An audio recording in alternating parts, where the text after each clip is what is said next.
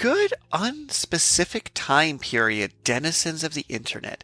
I am Richard Arthur John Kivas, first of his name. Wow. I guess I am Carl David Abram Pohl. As far as I know, I'm the first of my name too.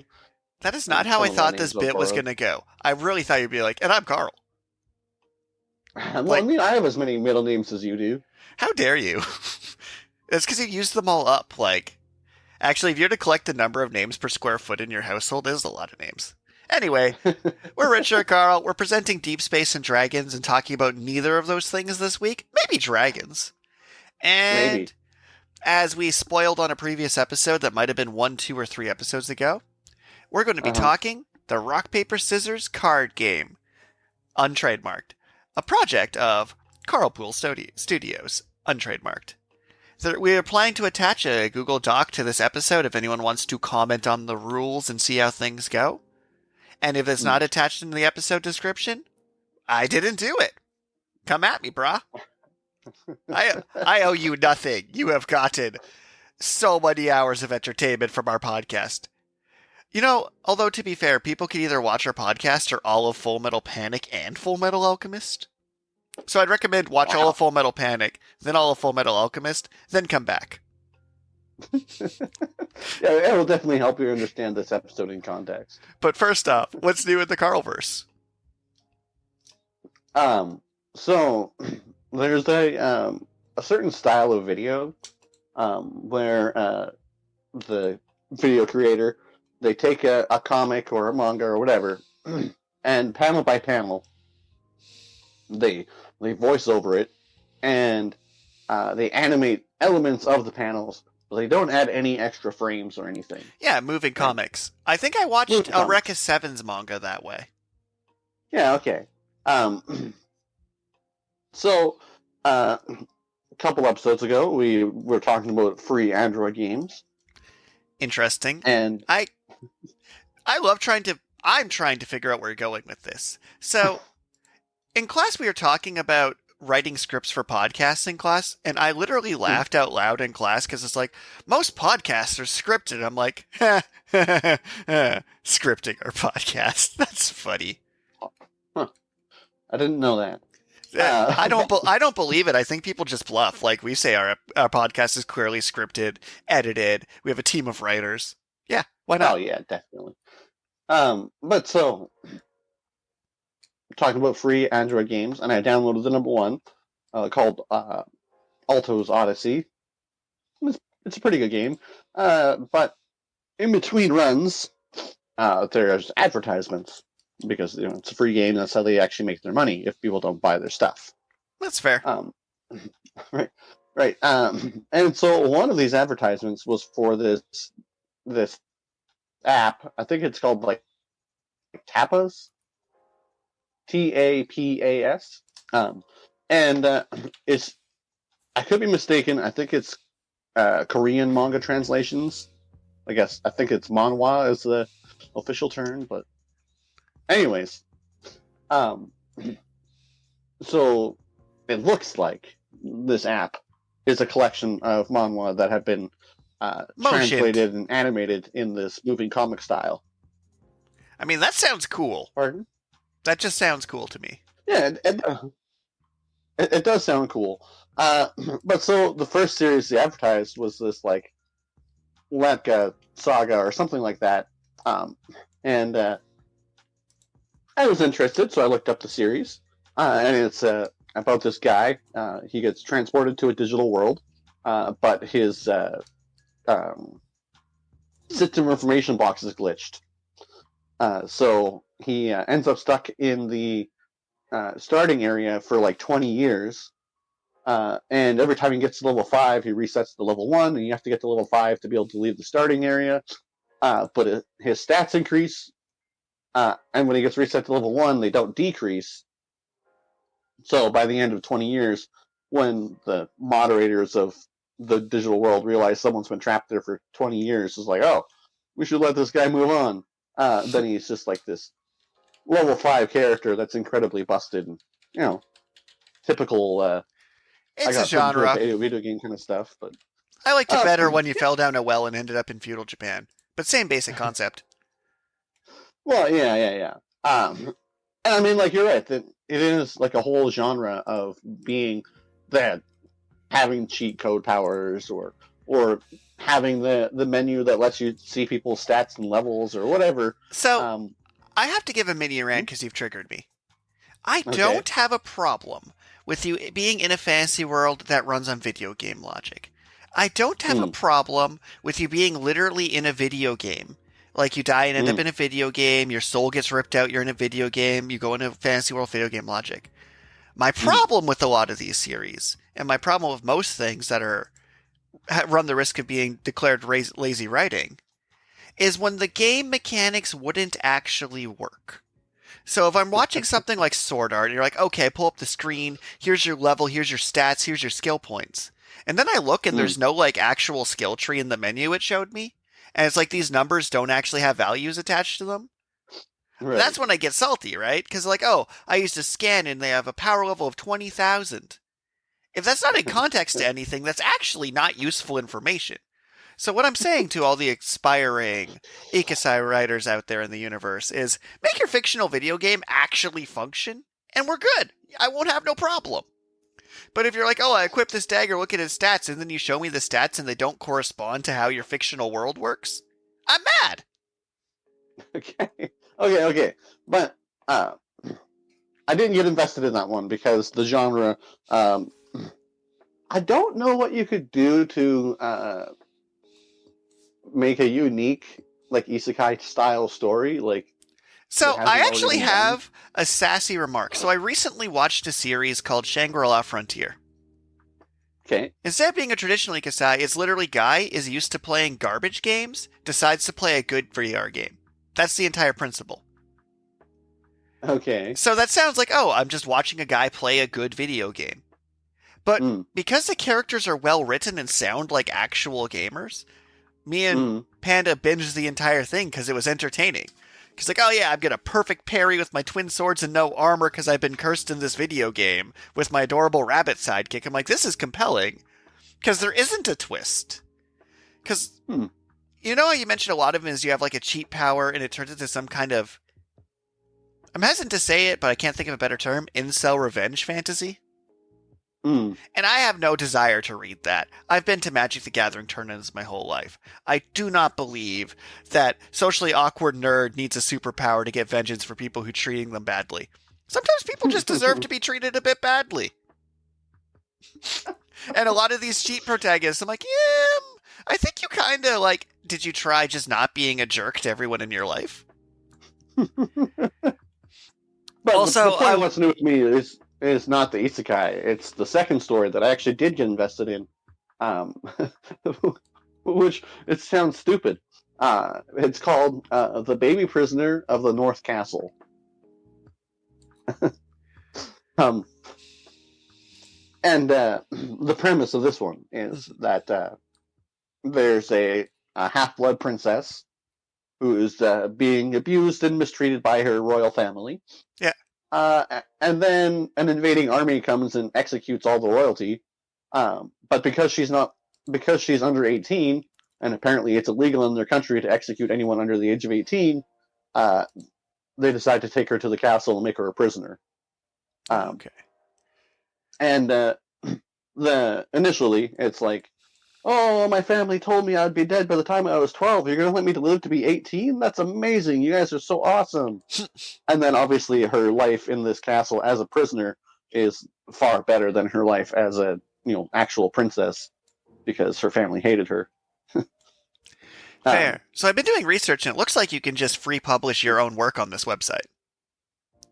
On so this website? On Tapas. It looks like a lot of the stuff they make are self-published stuff. Really? Yeah, I'm looking at their whole, like, submit to us, join a community, publishing opportunities, earn money, da-da-da-da-da-da. So this may actually be more a manga Wattpad than anything. Maybe. Maybe I shouldn't admit this live on the air, but I did not actually legitimately find the comics I read. That's fair. I'm sorry, aspiring artists, but I I don't know how to support international comic artists like that. Uh, but Anyways, but um, but so then the story, the baby prisoner in the North Castle, I think that it starts with the girls around like 8 or 9, and then she gets taken to the castle, and she's like, "Oh, can I take my only friend, these rocks?" And the Duke is like, "Oh, your only friend is these rocks? Yeah, your rocks have a permission to come to my castle." Seems legit. Then it turns out that she's actually she doesn't know per se, but she is like a golem master, so she can imbue life into rocks, and so these rocks are literally her friends. You know, I kind of low-key love that. And the castle that she went to, the golem master there died several years ago, and assumably they're setting it up so that she can eventually take over that place and not get executed when she turns 18, but I don't know. It's kind of slow rolling because I think she's only aged a year since the start of this series. I love how, though, What's New With You is I read this random series that no one will ever find. Here's my thoughts on it. No, so it was like, it was a lot of interesting twists. I thought it sounded stupid at first. But then it's like I started reading it, and then there's like intrigue and spies, and there hasn't really been any like combat because it's mostly focused on this little girl. So brightening the lives. I'm going to pivot a bit into What's New With Me because this feels kind of a natural pivot. Yeah. So I do a lot of writing courses being a writing student. And one of the things that comes up is in short stories, you don't really have room to put in combat. And a lot of literary masterpieces don't actually have a ton of combat. Where my first novel almost comes off as a light anime light novel because I put combat in every chapter because I'm good at writing combat. Like, I literally okay, there's a tower with 60 people to murder. I better make sure to show 60 people being murdered. So when I inevitably get Studio Trigger to animate it, it's going to look sick. But I've been trying more and more to, like, look at works that don't have combat in them and try and, like, analyze what makes those work. Because it's harder to make something good without it being cool. So, you know, I like to dunk on JJK because it's just my most recent victim. And I dunk on it for the things I dunk on a lot of things is, if you took the fight scenes out or had them happen off screen, it would not work. So the most recent series I went through was Spice and Wolf, and it really only had one quote-unquote fight, and it mostly was just Giant Wolf beats some people up because it's a giant wolf and they're regular people.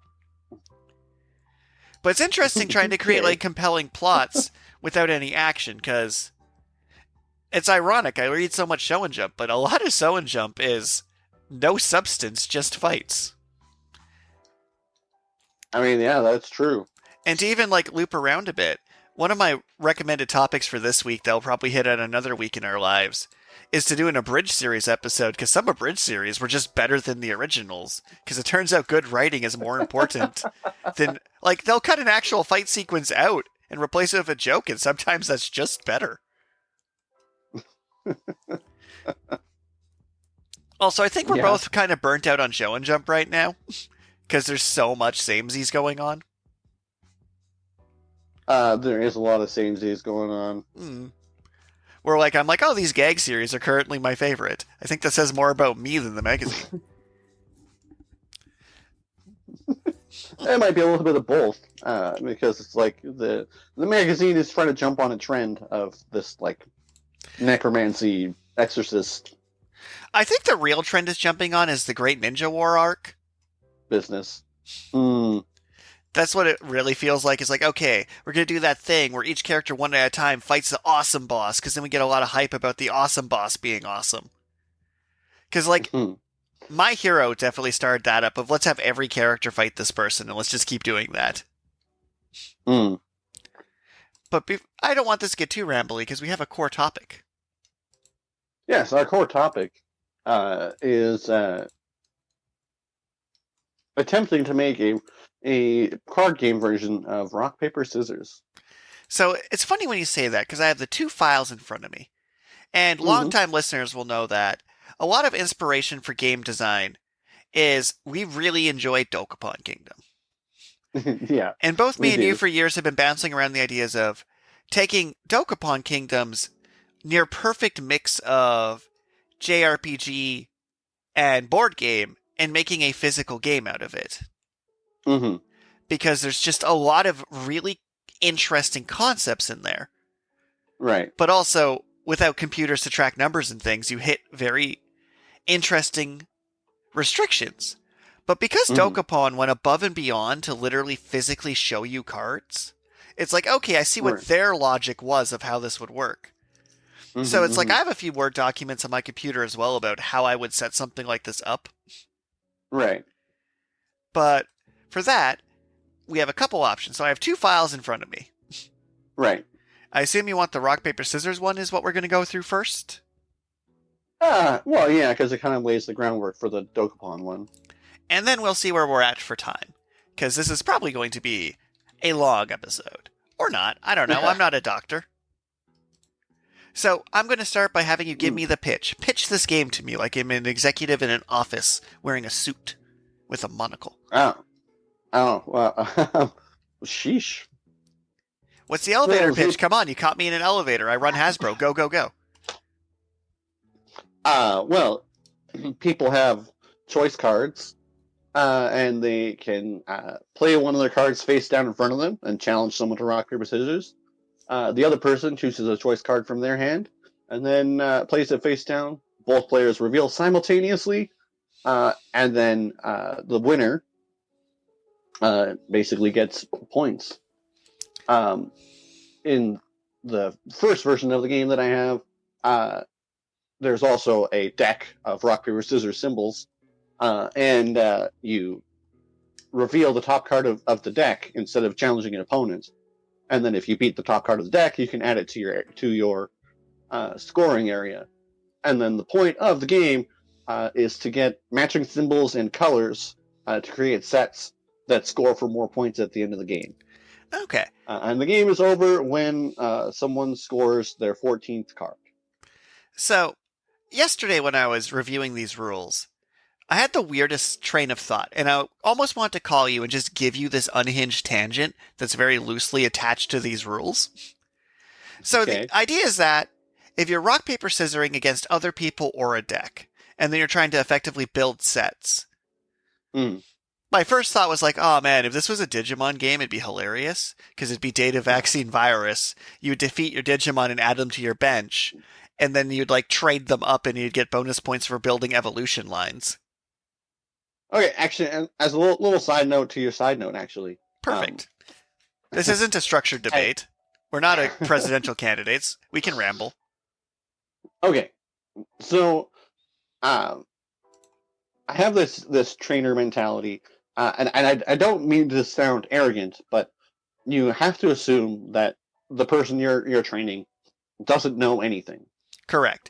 I believe the exact you- line from the Heroic Legend of Arslan was, always structure your battle plans based on your worst soldiers. Don't try and build a plan for the person who can kill 1,000 people with a spear.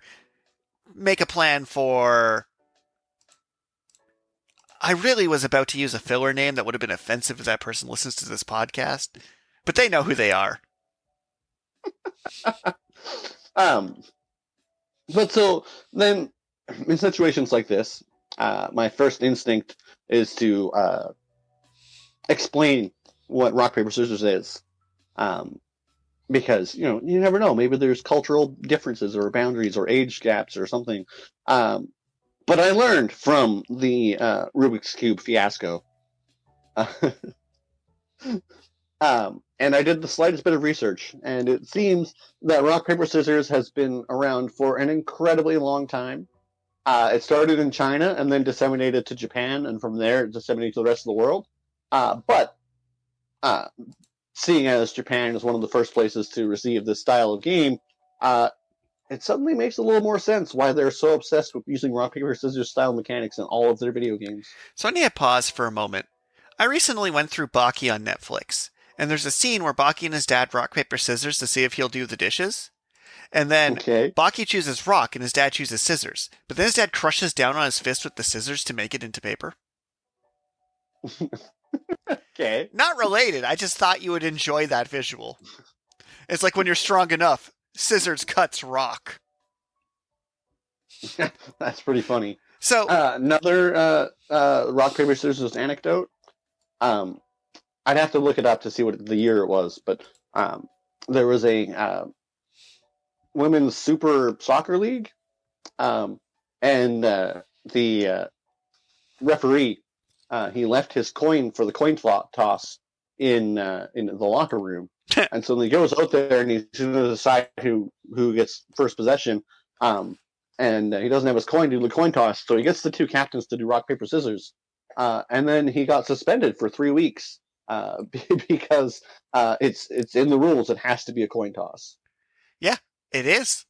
People bet large sums of money on these games, and if someone thinks that can affect the odds, they will with gusto and hatred.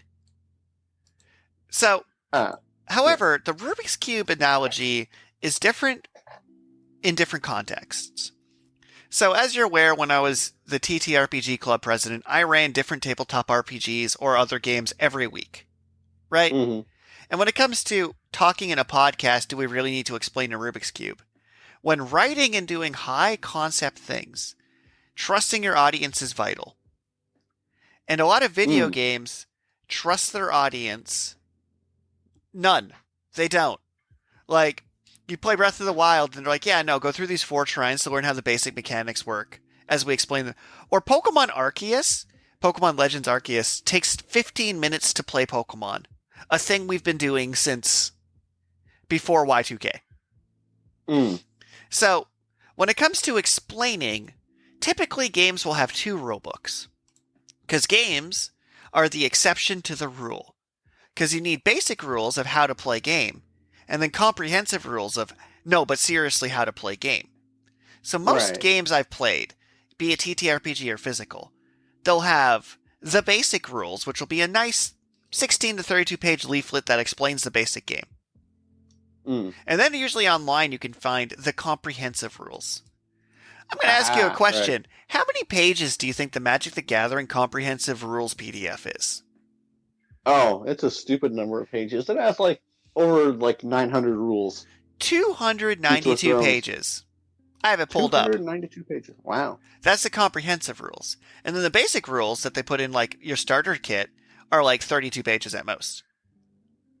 And that's the thing when making a game is your rulebook you use for the released game is not the rulebook you use for writing the game.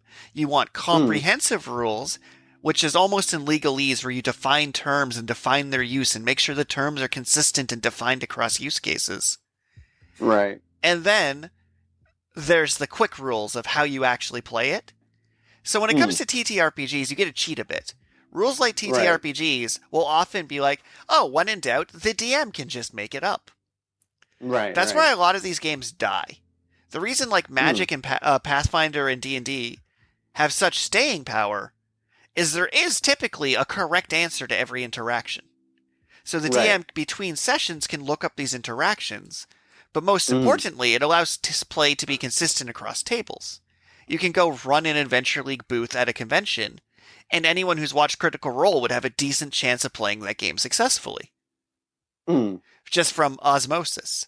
Where if I were to run a Shadow Dark booth, even though Shadow Dark is a more elegantly designed game, not as many people have played it, and use cases are less defined. By that logic, Pathfinder should be the better game than D&D, because it defines nearly every use case. But my problems with Pathfinder actually come to turn order and function, because each person gets 3 actions, and every action is defined. So honestly, choice paralysis is a problem with Pathfinder, not complexity. It'd be like if you played a game of Magic and you up the hand size to 20. Technically fair, but it'd be terrible.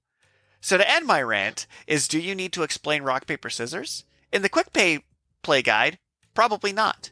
In the expanded rules glossary you may never actually use, but is written down so you can answer guest questions. Yeah, you do actually need to explain rock, paper, scissors, because it's a game. especially if it's like a semi-perfect information game or a game with consistency to it. Because ironically, games that are designed well get played more often. That's just the way of it. And if people have to Fair. make up rules, the games usually are worse. Look at Monopoly. If people actually read the rules to Monopoly, it wouldn't be as hated as it is today. Well, I mean, that's probably true. I've probably mentioned this before on our podcast, but if you want to get into the official Monopoly tournaments, you like have to write a whole essay on Monopoly strategy, because there's a whole thing about statistics and numbers and what squares are actually most likely to be landed on. It's actually a surprisingly complex game, but nobody really knows how to play it. So Yes.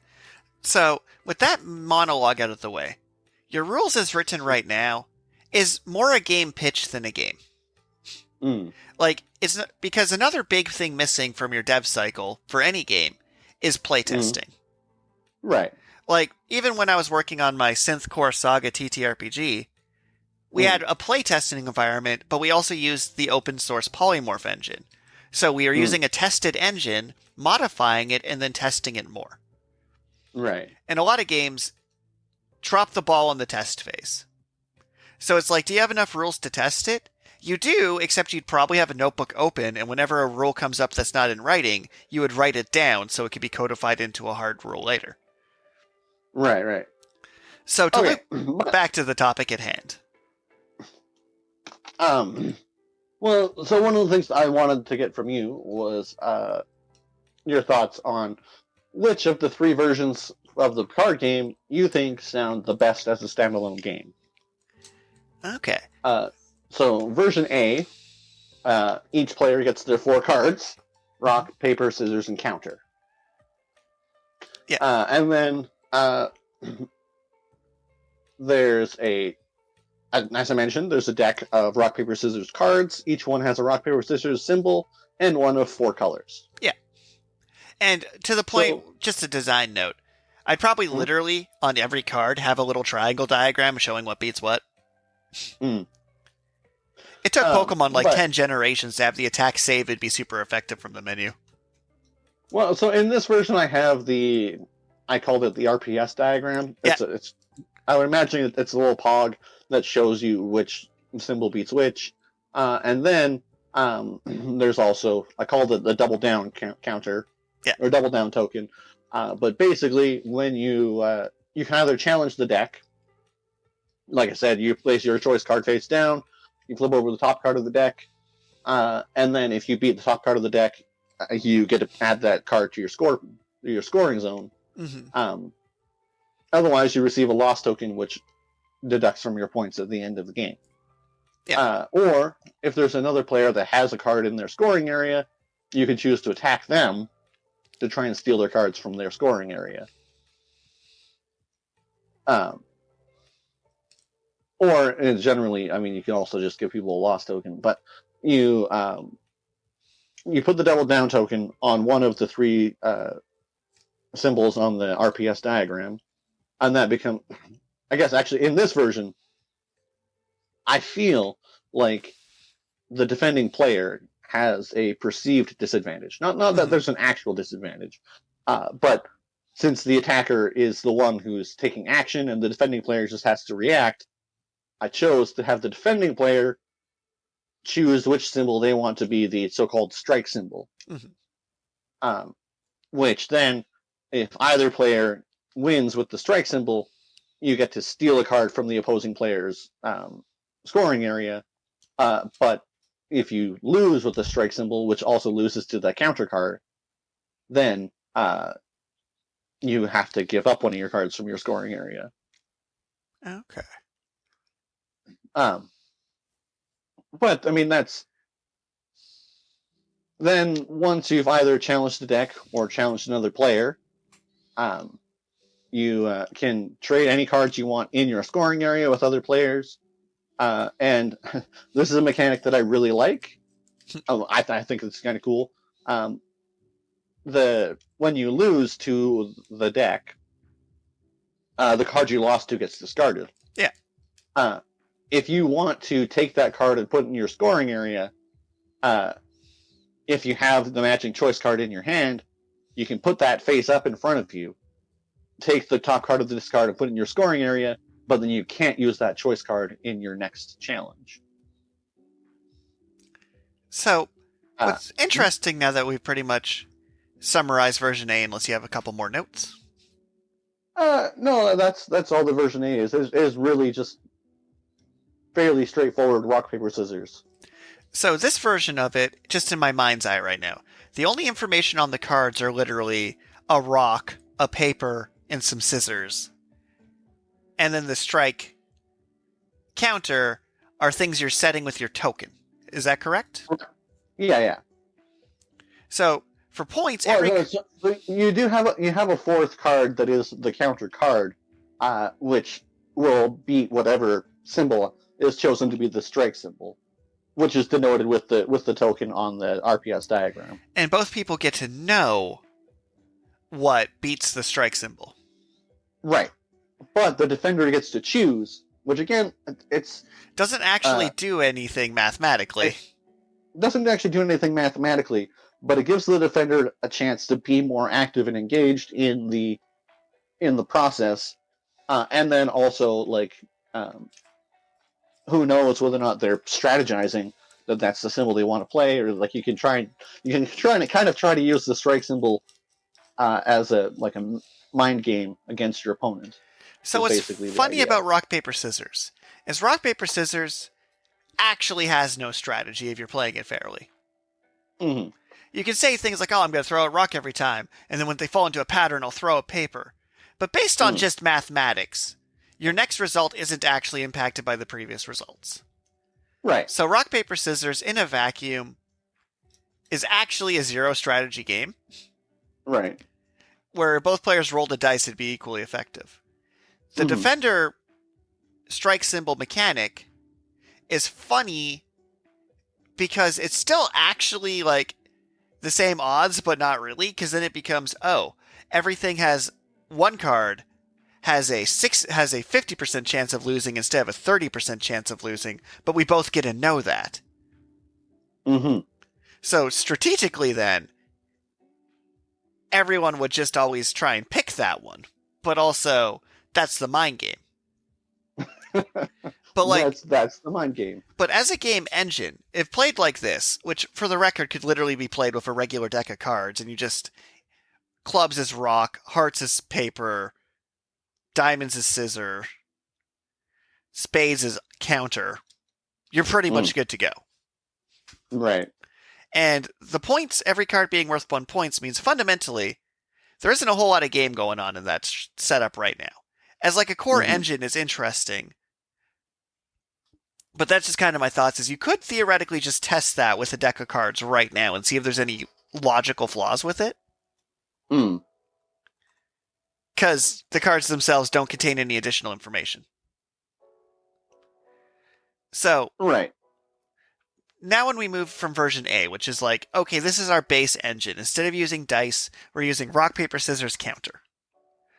And then attacker and defender it's asymmetrical rock, paper, scissors because defender gets to pick the thing.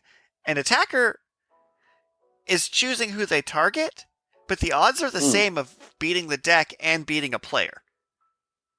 Your odds of beating a player are slightly better. I guess, I don't know if I put who wins in a tie. The loser receives an active player's... defender wins in a tie. Yeah, okay. Your odds of beating a player and your odds of beating the deck are the same, except your odds of beating a player are slightly better because of the strike symbol. It gives you a 50% chance. Maybe? Not really. Well, kind of, but... Not really. So, for version A, like I said, if you're to play that as an alternative to poker, here's what it's missing as just a game using this engine and a conventional deck of cards, hypothetically. So say you had a deck of cards, you had your rock, paper, scissors icon in front of each person where you put your poker chip on which one for the defender, battle the deck, battle the player. So traditional poker, like 5-card stud or Texas Hold'em, there's only 2 things that make traditional poker more skill-based than just straight-up rock, paper, scissors. Uh-huh. And in a game I played recently, Until the Dawn, they had like a poker mini game, but you didn't actually get to change your cards. You just got dealt your 3 cards, and that was your poker hand. Mm. Is if there's no change of cards in poker, the only strategy comes to betting amounts. Mm. It comes to person one bets, and the second person can either raise or call. So someone who's feeling confident can then bet more or less. Changing the amount of points you would bet on each round would actually add an extra layer to strategy that I feel like as a game in a vacuum, this is missing. Mm. Because if you played this exact game, but each person had 10 chips, and you got to choose how many chips you bet. And if you bet against a player, you took their chips, and if you bet against the house, you lost or gained them from the bank. Mm. Then suddenly those choices become weighted, because it's like you get a bet on your confidence. Hmm. But still, there's like, even with regular poker, if you're not actually changing the cards in your hand, then there isn't actually strategy. It is just a game of bullshittery. But so version B, instead of having dedicated choice cards, Mhm. you are dealt out 7 cards from the RPS deck. Yeah. And so then you still have the RPS diagram and the double down token, but each turn is divided into 2 phases. The challenge phase, where you reveal the top. You place the card from your hand. That's your challenge card. Then you reveal the top card of the RPS deck, and if it is a rock paper scissors card, then you flip over your card, and if you win, you get to score that card. If it's an action card, you just get to put it into your hand and keep your face down card in front of you. So in this version, action cards versus rock, paper, scissors cards. Yeah. What is the difference? Because in the previous version, the only non-rock, paper, scissors card was counter. I haven't really decided exactly what kind of action cards they would be, but it would probably be things like invert the diagram, or something like swap a card with an opponent, or steal a card from an opponent. So first, I want to roll back up to version A and talk about the first big difference between A and B and what it means mechanically and mathematically. Okay. So let's go back to version A, but change it. Mm-hmm. Instead of each player receiving their 4 choice cards, rock, paper, scissors, and counter, we take a regular deck of cards, and like I said, you give each suit rock, paper, scissors, and counter respectively, and you deal out 7 cards. Right. And then at the start of the each turn, you either draw a card or you play out your 7 cards, and that's a round and get dealt a new 7. By switching that little amount, that each player no longer has a set number of rock, paper, scissors, and counter, you have drastically improved the strategy aspects of this game astronomically. Because now, you don't always have rock, paper, and scissors guaranteed. Right. So a player can see, like, they could try and figure of, okay, if each suit has 12 cards, and there's 10 people around the table, and I've seen 5 rocks thrown out, Karl is very unlikely to have a rock. Oh, and he sent his counter to rock. That means he doesn't actually have a rock in his hand. I'm going to hit him with scissors. So by simply making it that it's now possible to try in theory craft and guess the number of cards in a hand, version A went from being perfect information lottery to imperfect information lottery, which functions immensely better as a standalone game in my opinion. Because you've just added, you introduced the ability to track odds. And that's the big difference between deal each person a 5-card poker hand and the only mechanic is how much they bet, and deal each person show each player 2 cards and then deal out 3 each, is why Texas Hold'em is the one played in tournaments.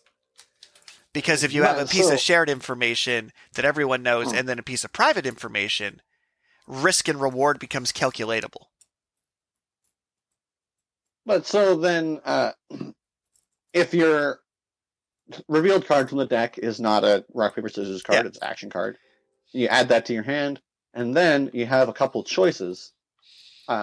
You can challenge the player with your current face down challenge card, reveal your challenge card and put it in your scoring area, or draw another face-down card from the RPS deck and return your challenge card to your hand.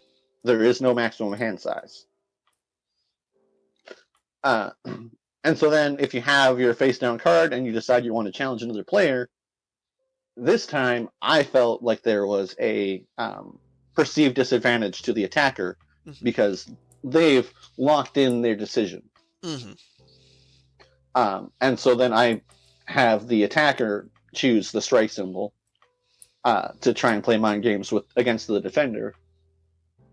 And then player versus player, rock, paper, scissors just resolves the same way as it did before. So I don't know. What do you think about defender versus attacker choosing the strike symbol? So, in this version of it, which is by far the more complicated version of the two, we're to the point where version B requires having read version A, because version B is just missing some of the details. Like, it doesn't actually, your version B doesn't actually explain rock, paper, scissors, which, as we mentioned earlier, you kind of have to. Ironically enough. It's kind of like you have to explain what a dice is for D&D, no matter how stupid that sentence sounds.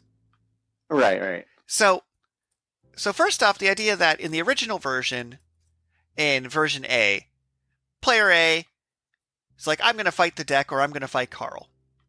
Then, if I'm going to fight the deck, I set down a card, flip from the deck. If I'm going to fight Karl, I set down a card. Karl picks the counter. Karl sets down a card. We flip. So it's still functionally locked in the same way in both versions. Well, I was imagining that the defending player chooses the counter before either player chooses their challenge card. Which is almost semantics at that point, where it's like, I choose to attack you, I put my card down. So if it's like, if I choose to attack you, you pick the symbol, I put my card down, you put your card down. Well, yeah, because the attacking player does need a chance to know what the strike symbol is before they choose their card. Which is weird because of how you've worded B, that doesn't actually function that way quite. Because you're locking down your card before you're even picking who you're fighting. Right, because you always challenge the deck, and then potentially can challenge a player. Which I don't like that as much. I'm gonna be real. B is more of a game, but you've added in points of confusion that I don't think needed to fundamentally be there.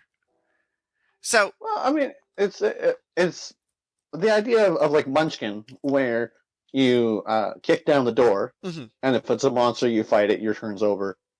If it's not a monster, you put it into your hand, and you can either fight a monster from your hand or draw a card from the deck. That's where I got the inspiration from. If it's an RPS card, you fight it. If it's not an RPS card, then you have choices.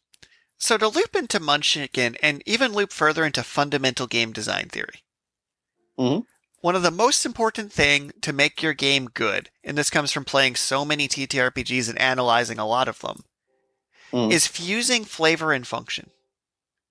A lot of D&D clones that get the why don't we just play D&D are generic games, and they're like, oh, the DM can fill in the blanks. So they'll be like, this is, to dunk a bit on Shadow Dark, which for the record I really like the game design of Shadow Dark, it lacks flavor. You read through the game, and nothing about it strikes you other than, oh, this is slightly more grim, dark D&D setting. Or it'll be like, oh, this is D&D, but in space. Where really well-engineered games, their mechanics and flavor feed into each other. So let's take Three Dragon Ante. So Three Dragon Ante could have easily been poker with dragons. Right. But it pulled in a lot of D&D design elements. So the dragons were appropriately that the higher pointed ones were stronger dragons in the lore. Gold is the currency of the game. Good dragons help and draw cards. Bad dragons attack other players, split along alignment levels. Mortals have their flights. 3 of a kind for dragons do things. Dragon gods do things. So if you just made it poker with dragons, it wouldn't have been as good of a game. But they deliberately went out of their way to add dragon flavor to the mechanics from the onset. Even the you play 3 dragons part, like the fact that it's a 3-card hand that goes in front of you, feels like it fits. Because the dragons were innately colored creatures to begin with. So 3 of a color made sense. Right. So when it comes to this challenge phase kicking down a door, if the game's meant to emulate rock, paper, scissors in its current state, and we'll get to the next part of flavor later, then the flipping over to decide between an action and a rock, paper, scissors card doesn't make sense because there's nothing separating rock, paper, scissoring from actioning, because rock, paper, scissoring is an action. So because the rock, paper, scissors aren't Pokemon or monsters or Digimon right now, and it's at this super abstract state, the idea that you would add an action card to your hand, but if it flips over a rock, paper, or scissors, you'd have to fight against it, and then you can either battle the deck or the player, almost takes away from the flavor of the game in a weird way. For version B, I would almost get rid of challenging the deck. I would deal out the cards from the deck, and I'd have you always pick a player to fight against. And you get to pick that player based on the number of cards in their hand, this, that, and then at the end of your turn, you would draw back a card. And you'd structure it in such a way to keep it relatively fair and balanced, so you can't just attack someone till they're out of cards. But if you're setting it up that I'm attacking a player to steal their points, or I'm attacking the deck as a deck building game, it gets a little tricky if you're not clearly defining for non-abstract games why. Like for Exploding Kittens, for example, which is literally a game of Old Maid. You're playing against the deck because the deck is the win condition to other players. So you don't directly interact with the other players. You interact with the deck to try and kill the other players. And every card you draw from the deck, you get to just draw. Where, as you mentioned for Munchkin, you flip it over and it's either an item or a monster. But that has the flavor of going through a dungeon to back it. So it very clearly divides it, so it's very visually and instantly identifiable why it would be structured that way. Where this feels almost like, if you told me, come up with a flavor for this game, I'd flavor it like the Kirby Samurai Slash, where I'd call it vertical cut, horizontal cut, parry, and set it up like that, so you're doing these quick, intense one-on-one showdowns. Right. Because that's just kind of the rock, paper, scissors vibe, as it were. Right. So when I look at version A, I would immediately from version B take you are dealt out your cards at random, so that way some poor unlucky bastard can actually just have 7 rocks in their hand, and around the second last duel you'd be like, he's played 6 rocks. There's no way, right? Because that causes because by not having every hand consistent, it causes mind games that mean something. Because ironically, the mind games in current rock, paper, scissors are meaningless. Right. So I like the dealing out random cards. So then version B has a trade phase where, again, you can trade cards in your scoring area, or you can discard 2 matching symbols to take the top card of this card. That starts to get undercooked. So version B is substantially less playable. Because we haven't defined these scoring symbols. So let's go back to if we were to just use a poker deck analogy for now. So would it be if I play, let's just say they're regular poker cards, if I can trade 2 3s to grab a card. So are these cards going to your, so it's okay, you beat a player, you take one of their cards, or you beat a deck and you take that rock, paper, scissors card, which isn't an item card, and it moves in front of you, not into your hand. You now have these cards in front of you. Right. Which probably is information that needs to be more overtly spelled out in the document, that you have a play area and a hand, and they're separately defined. But anywho, so you drag that card over, and then how it goes is, at the end of the game, the person with the most points wins. Right. The end of the game defined by however it's defined, which I don't know if you defined it, but it may in fact be when you run out of cards in the deck. Well, in the end in the game section, which is the same for all versions, arbitrarily, I chose the 14th card. Once a player places the 14th card in their scoring area, each other player gets 1 more turn to score cards. Then each player determines what sets they have. For each set of 4 matching symbols that are 1 of each color, you receive 3 points. Then for each set of 3 cards that have 1 of each symbol, you receive 1 point. If each of those symbols are the same color, you receive another point, so you get 2 points for sets of 3. And then finally, you receive 1 point for each pair of matching symbols that also matches color.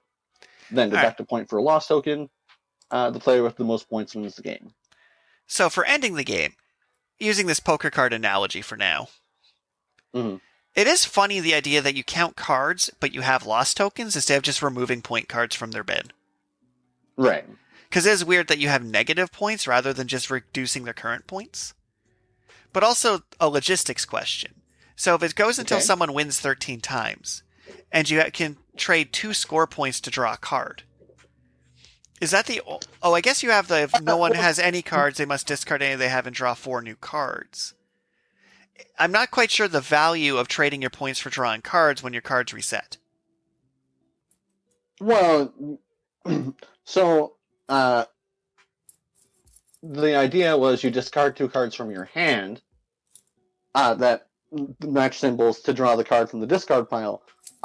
So you're looking for the symbol or the color to match one of the sets that you're trying to make in your scoring area. See, that's, I think, where I got a point of confusion was that, so when you beat someone in the game, you get to keep your card in your point area? It's not that you're taking their card. Unless you win with a strike symbol. Mm. So the scoring feels a lot like trick-based games almost, where it's like, okay, the scoring starts to get a little elaborate with the current lack of cards being designed for version B, for no real meaning. Because version A, even if you switch out a few of the mechanics, works with a poker deck. Version B is depending on some like hypothetical actions and symbols that don't quite exist yet. So the scoring is kind of nonsensical. For the hypothetical strategy of, I want to win a game of rock, paper, scissors using a specific rock so I can have the correct 3 rocks. Does that... Right. I'm curious your thoughts of if that sounds like good game design to you. I sound sassy, but I mean that no judgment. The idea that you're playing rock, paper, scissors, but if you have 2 rocks, you want to try and win with the rock that matches the other cards in front of you. Well, yeah, so what sets you have are public information. Which is why I have the trade phase where you can trade cards from your scoring area with other players to help each other get sets. So, this trade phase is kind of paradoxical, and I'll get to that during my notes in a bit, but please continue. But yeah, basically, just to add that extra layer of potential strategy is trying to get the right colored cards into your scoring area before you're forced to score your 14th card. Okay. So, first off, 14 feels high. This you'll test and play test, but just from a set in Unstable Unicorns, which, for the record, though, did have Destroy Unicorn cards, it took like an hour to get up to 7 unicorns. So if there's any form of point card removal, 14 will take a very long time. And a game I'd recently played, Ramen Fury, which was largely about the building a set where you're given recipe cards and you had to try and play your ingredient cards and you could swipe some ingredients to try and score points at the end, and then you scored points based on what your ramen recipes were. Right. If you have like a card that explains the scoring, you're good to go. But a scoring-based game, weirdly enough, trying to arrange your pieces is very strategic. Where weighted rock, paper, scissors is not. And that's where it gets odd. Because I see the idea where you're like, okay, I have 3 red cards, which means he's going to try and play a red card. And if we assume that all rocks are red, then you can be like, okay, he's going to try and play a rock so he has more points. But without those hypothetical cards designed, I can't do the math. Because, like, if you have 4 matching symbols, one of each color... So if we go for like traditional poker cans, where literally your scoring is, let's say it's 5 cards, and you literally add them up to a poker hand at the end. And you're using that, like, the suits defeat each other in place of your rock, paper, scissors. Then it becomes okay, the 3 of diamonds hasn't been played yet, and he has 2 diamonds in play, he's probably going to play a diamond. You can do that, but that would kind of involve the players having a knowledge of what's in the deck. Which is awkward. It gives existing players a massive strategic advantage. In theory. The colored cards at this point don't interact differently. It's just your card has a symbol, it has a color, and then when you win or lose, you're choosing which card you want to keep based on whether or not it matches sets in your hand or in your scoring area. And if you have cards that don't match sets in your scoring area, then you would hypothetically want to trade them away so you can get cards that match sets. Yeah. Where But the colors don't actually interact with the rock, paper, scissors mechanic. That's just for scoring. And that's kind of my complaint about form, function, and mechanics, is that the colors don't interact with the game. So, the theory is you would want people, while playing the game, if the idea is that I have 7 cards in my hand, let's say it's 2 blue rocks, a green scissor, a yellow scissor, and a red paper, or whatever have it be. You would want, ideally, from you who's fighting me to be like, okay, he has 2 red things in play. He's probably going to try and play a red card. Which pieces are red that are in play? Because if it's not possible to track what people have, then it's not strategy. So, say there's 4 colors, literally just red, blue, green, yellow. Yeah. You would kind of need to know how many rocks are in each color. So if there's 3 red rocks, 3 blue rocks, 3 green rocks, 3 yellow rocks, then you'd look on the board and see how many rocks are on the board to try and figure out how many rocks are left in play. So in the more abstract version, because usually if you Arkham Razors things and trim it down to its most basic function, if we go back to the poker deck for a moment, and the ending scoring is literally just, when the deck runs out of cards, it's literally each turn you play your card, then you draw a new one, and when the deck runs out of cards, the game ends and the person with the most point cards in front of them wins. Then it becomes, you're not looking at the points in front of them for colors and combo, but literally just to figure out what players have left in the later phases of the game. So it would become, if spades beat hearts, for example, I'd be checking the board and counting the number of spades, and if the deck's out of cards, and there's 9 spades in play, I know that 3 of the cards in your hand, or in the remaining players' hands, must be spades. So I'm going to play a diamond and kick your ass. Is how a more traditional card game would function at that point. Because if the colors aren't attached to the cards in front of you, and there's no cheat sheet explaining how many copies of each thing there are, then the fact that you have a bunch of blue in front of you doesn't actually impact my thought process of who I rock, paper, scissors, and why. Unless it becomes more of a, when you beat someone, you look at their hand and take a card kind of thing. But in my experience, that gets messy to look at one person's hand and take a card. Right. Does that make any sense, that ramble? Well, I mean, in theory, part of why you would attack a specific player would be, say they have a lot of blue and you want blue, you would attack that player. And then the mind game would be, did you attack them to strike them and steal their card, or did you just attack them to give them minus points? But that's kind of my rant about, if your game's built on rock, paper, scissors, the rest of the game should be influencing the thought process of rock, paper, scissors. Because rock, paper, scissors is the core. So if we go back to version A, every single interaction in version A has a 30% chance of success. That's just it. Because the setting it to a counter to this symbol, and then both people know this knowledge, means that knowledge doesn't actually affect the outcome any.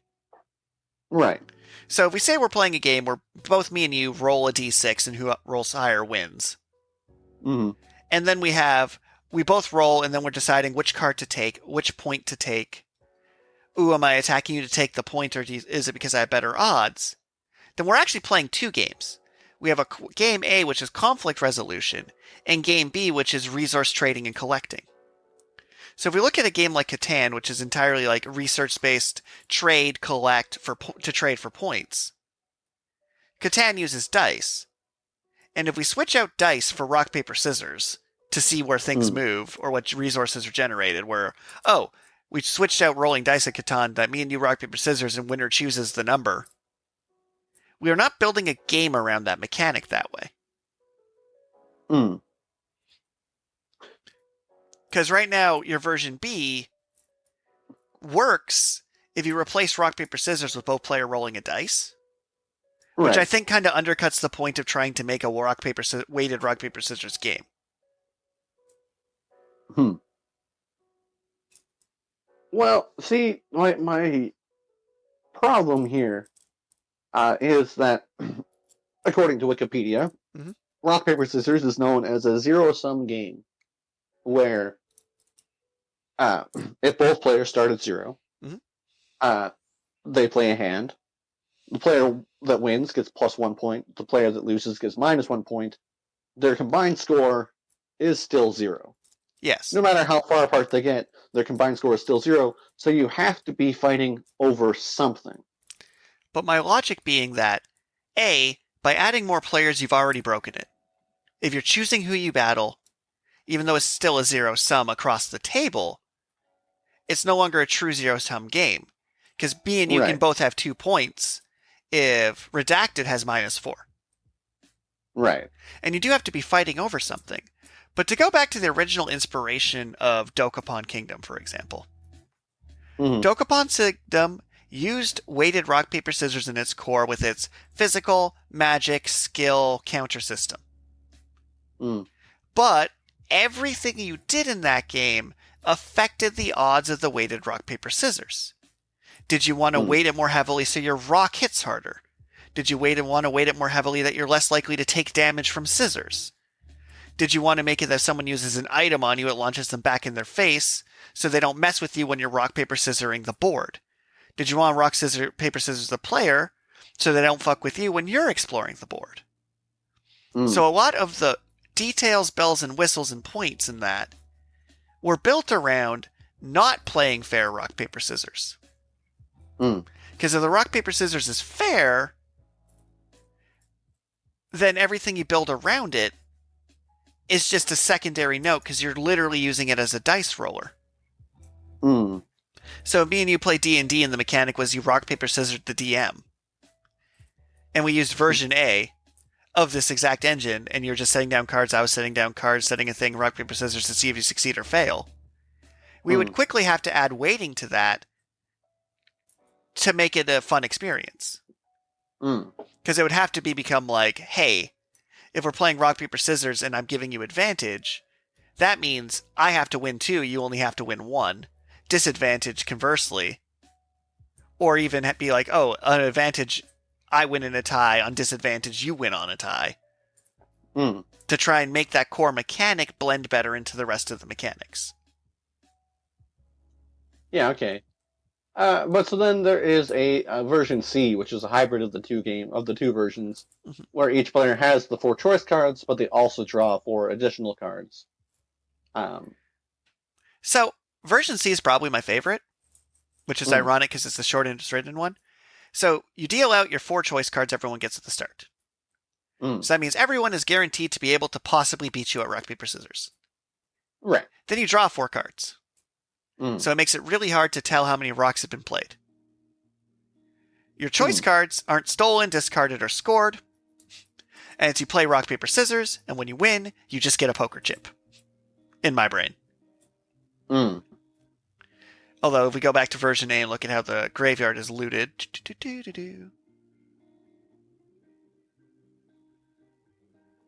It's at the bottom of the active player may trade any number of cards.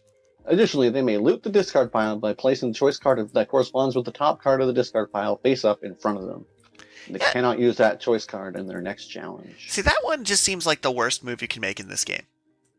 So you lose a rock, a paper, or scissors. What looks like for no particular gain. Well, please explain this one to me. It's because of the scoring, where you score based on what sets you have at the end of the game. Yeah, but if you're guaranteed to lose around a rock, like the amount you're not guaranteed to lose around a rock paper scissors by not being able to use that choice card. Yes, you are. If me and you are playing rock paper scissors, and you can't use scissors, right? You cannot win that game of rock paper scissors against me, because I will choose paper, which means I either tie or win. And if I'm defending, I win in a tie, depending on the version. Right. So losing one of your 3 options means you cannot win that game of rock, paper, scissors. But in the hybrid version, you could hypothetically have a non-choice card But you see, that's in also your hand. paradoxical, because if you played your choice card and they have the same backs, it'd be impossible to tell if that's the one that should be blocked or not. And there's a few options, too. So, to go outside the box a bit, do you remember the 5 dragon card game from our game we made long time ago of the 5 dragon elemental chess? Yeah, okay. So where you have that type chart where it's a circle, but then things also cut across on a line. If you went with that chart instead of rock, paper, scissors, where there's 5 options, and each thing can beat 2 options, right, then a lot of this becomes more feasible. Because then if you lose one of your options, you can still win or lose. Because rock, paper, scissors doesn't actually have to be 3 options. They just have to interact. They just have to interact circularly. And if you did it that way, where you're like, okay, here's my 5 colors, my 5 elements have you, and each one defeats 2 elements, then it becomes, we're going to rock, paper, scissors, and I have either nothing happens, I beat you, or I lose to you, but then removing cards from it changes the odds in a more interesting way. But version C, where it was like, if we're using traditional rock, paper, scissors, like, here's your 4 cards, and then 4 extra cards, so that way, at the very start, they're guaranteed, does add a bit more stability to it. I'm not really sure if it's worth the energy, because if you deal out 7 cards at the start of a game, and there's only 4 different cards, odds are they will get 1 of each. And because bluffing is a factor, I suppose. No opponent's going to be confident in your initial 7 cards that there's no way you have a rock, a scissors, and paper. Yeah, I was just... If there's action cards, then that eats up some of the cards you could potentially have in your hand. And then also, like, there's 4, because one of them is counter. I don't know. I guess. Counter's interesting. It's kind of funny. Counter is kind of a wild card? Yeah, counter is a wild card.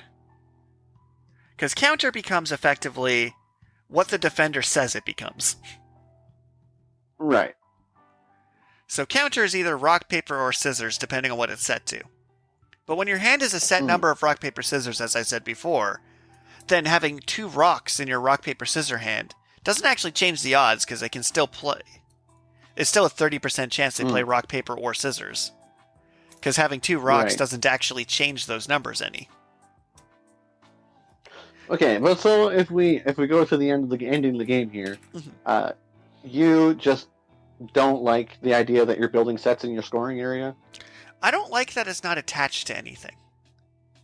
So, what's weird about this right now, right, is if I play, we'll still just arbitrary color it. So let's say I play red rock and you play blue scissors. I beat you with my red rock. That means I get to take a card that's in front of you? Or do I get to take the red rock, or do I take the blue scissors? Well, so you can take the blue scissors, or you can take the red rock, and if you win with a strike, then you can additionally take a card from their scoring area. So if I take those, you get your choice. So what makes it kind of like, for the point matching system that makes it weird, is like I said, you can see what's in front of people, and in theory, if you had like a list of how many of each symbol there were, that could affect your decision-making process, especially with your dealt out 7 cards. So, like, if there's only 1 red rock and 1 blue scissors, and there's 7 colors, that means there's only 6 more rocks in play. So you can just keep spamming scissors at people to burn up all the rocks. You're like, haha, now I'll crush you with paper. So it starts to have a bit more strategy. But that information needs to be conveyed somewhere. Because as it stands right now, with the 4 matching symbols, then 3 of the same. So if your goal is to collect 3 rocks, then it's not like you're going to deliberately play rocks so you can collect your own rock. Well, I mean, Because, yet right. again, if you're using perfect information rock, paper, scissors, it doesn't matter what card you play. Because it's still your same chance of winning with every card. So it doesn't really make the cards more or less valuable. So then it becomes a set collecting game. Which, like I said, if the goal is the rock, paper, scissors is the star of the game, then if the scoring could be settled with me and you each roll a dice, and then the winner gets to take a card from the person's hand, and if they get the exact same number as them, they get to take a card from their hand and in front of them, they're not really building up on your core mechanic. At least in my opinion. The point of the debate is it's free to be discussed. Well, as I mentioned in the comment on this document, the version A is what I would use for the Dokapon board game version. Which, if you want to transition over to that, firstly, I have a list of key terms. Do you have any questions about the key terms that I have listed out? So, to wrap up the rock, paper, scissors chat a little bit, because I do want to touch up on your initial question. So, version A as a standalone game functions. It's an engine. The fight the deck versus fight the player is good. The scoring feels weird for version A.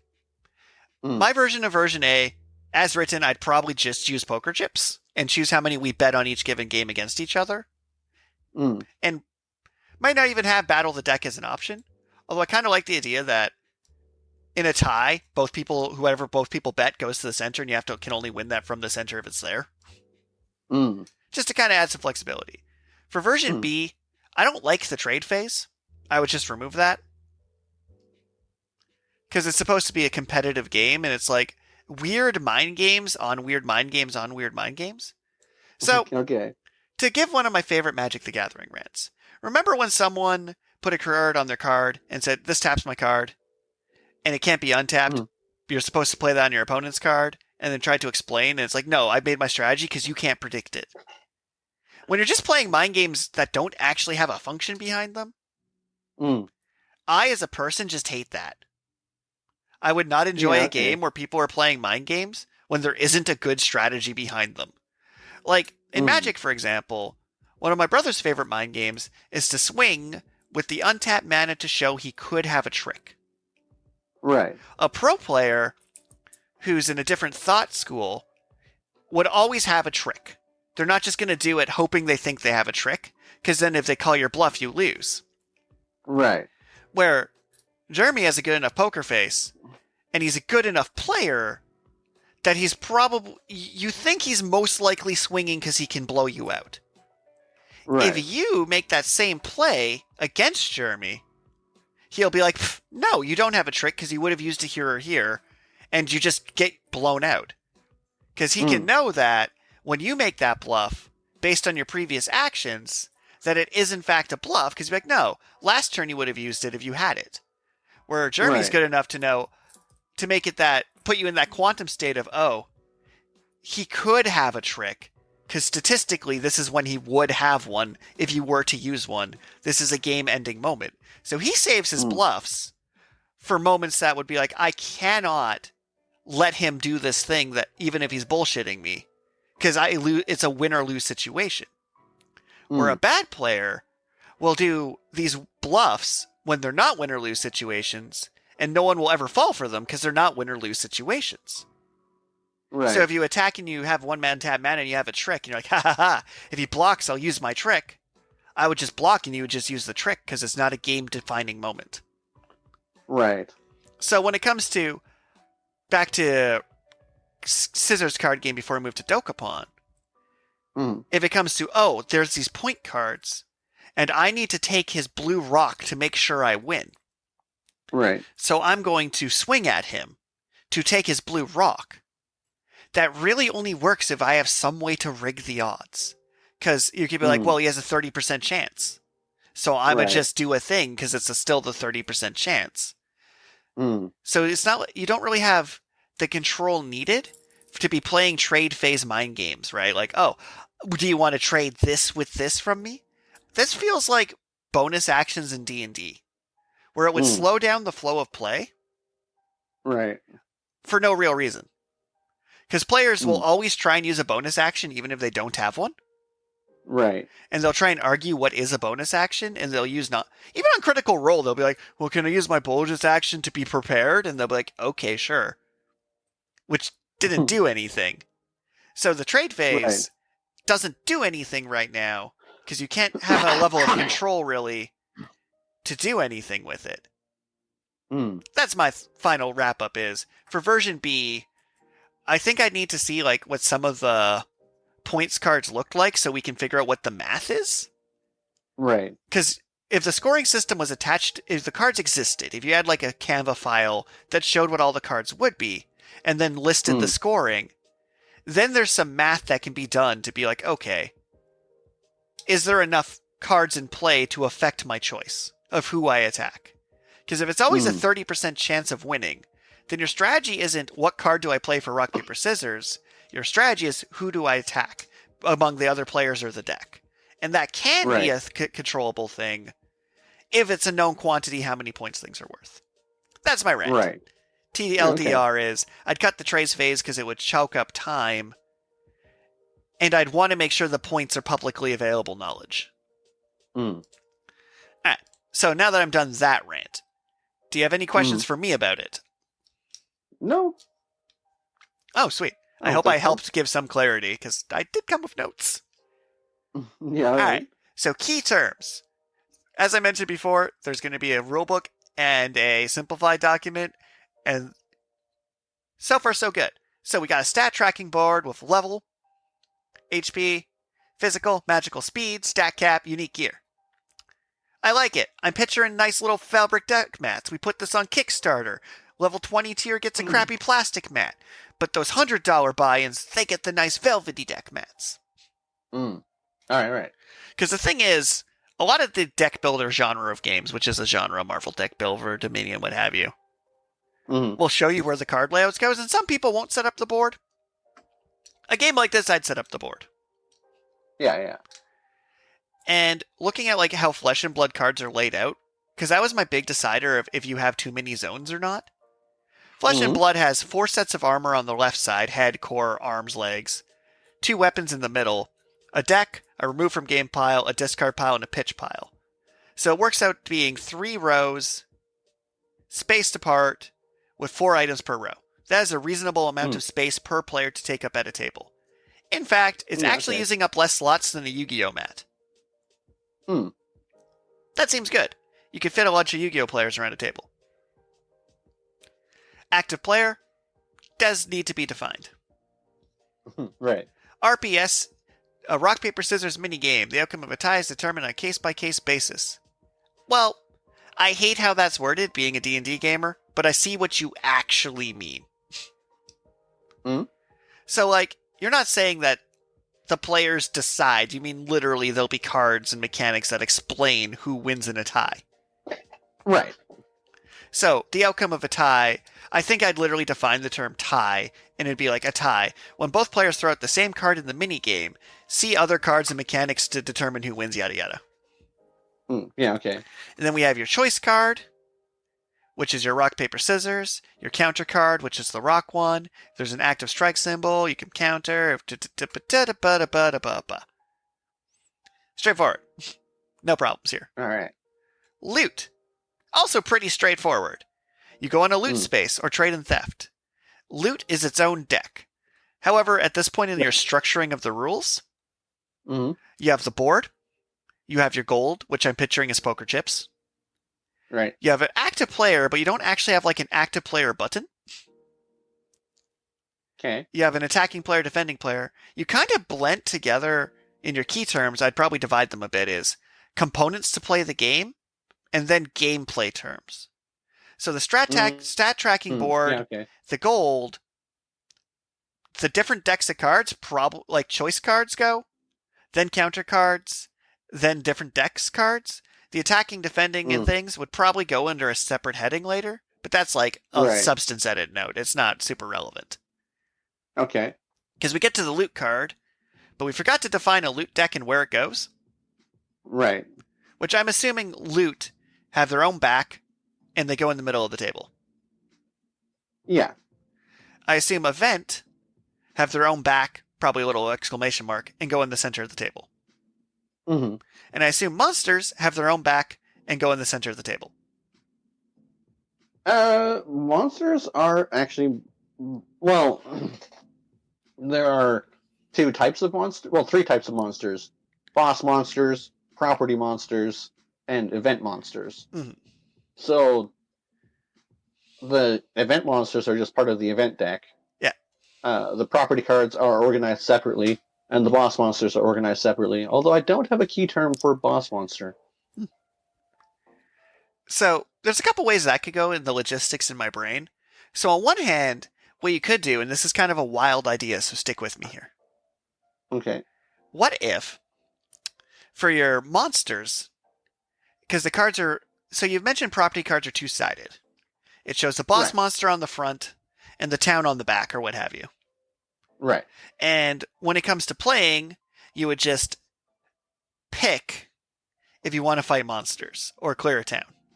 But I'm not really sure because to clarify, there's no pachinko board in this version. Oh, no, there is. There's a full board. Never mind. Yeah, this version has the full board. Because with the full board, then you literally just go to the school. Like, you can literally just put your property cards there. And games like Eldritch Horror would have you just literally search the deck for the label town and then flip it over to see what monster it is. So what's funny is, for something like the board, then the property cards would literally be, players would look through them to find the property and then flip over the monster and vice versa.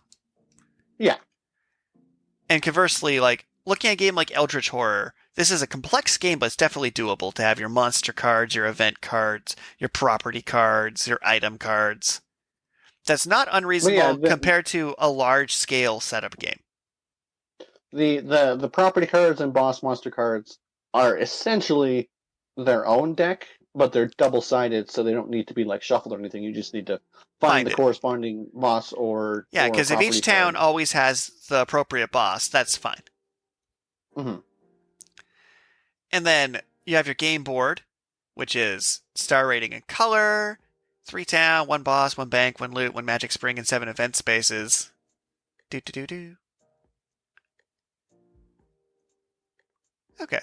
So you have your world map, whatever that ends up being. Right. And for the sake of design, good enough. I mean, for a project like this at some point, probably me will have to do a mock-up of the game board. So setting aside your different decks. So far, so good. Goal of the game is to have the most victory points, and the most gold when a player reaches level 7, the day tracker hits 0, or the Demon King is defeated. So, to loop back to the inspiration game, I do enjoy that the goal of the game is to have the most gold. Right. I'm not really sure why you've added in victory points. I'm not really sure where victory points have come in. Well, I mean, if it's just gold, and gold is everything, then I feel like some of the other, like having a certain number of levels should be worth a certain number of points because you had to invest your gold into it. So here's how I would probably handle this. So what I would do is certain event cards would say right on them, at the end of the game, add this much gold to your gold total. And the class cards would say on them, add this much gold to your gold total.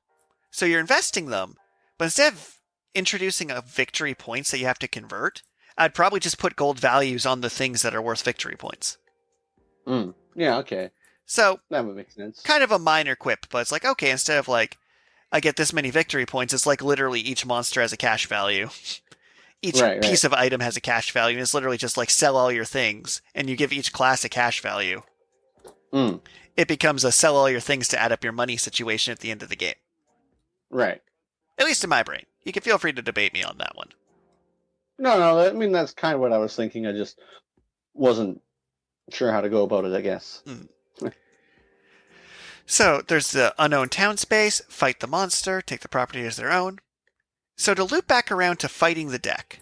So when you fight the monsters, they literally just flip over a rock, paper, or scissor card from the rock, paper, scissor deck. So you set yours down, you flip theirs over, you flip up yours to see who wins. No, rock, paper, scissors is only used for player interactions. If you go down to player versus monster combat, you might recall the other version of Dokapon which didn't have a board. It was just cards. Yeah. I kept the combat system between players and monsters, I guess, more streamlined because I don't want combat to take a lot of time.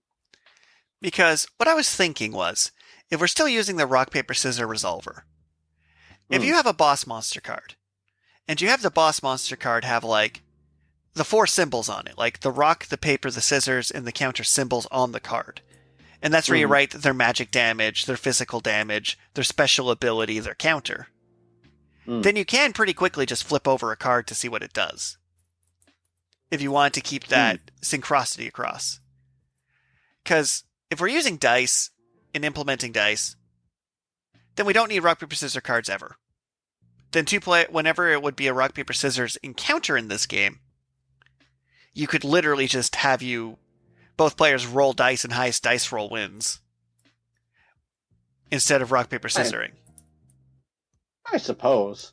And I mean, as quippy as this sounds, if we're using rock, paper, scissors as rock, paper, scissors other as the solving mechanic for things, you want to use it across the game or not in the game. As I was explaining earlier, that for the rock, paper, scissors game, that kind of has to be the star of the game. Or it would just be, because if you're fighting monsters rolling dice, you might as well fight players rolling dice. No. You obviously you need to read the player versus monster combat. You don't roll dice against monsters.